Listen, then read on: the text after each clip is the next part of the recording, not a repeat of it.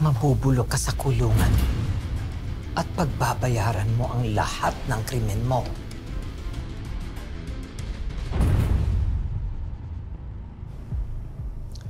Akala niyo ba, dahil nahuli niyo ako, bumagsak na ang Golden Scorpion? Kung may iba ka pang kasamahan, sisiguraduhin kong mabubulok sila sa kulungan kasama mo.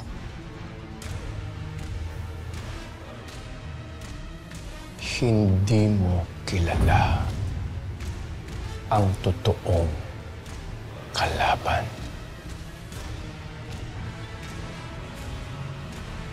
Malay mo, umaaligid lang siya.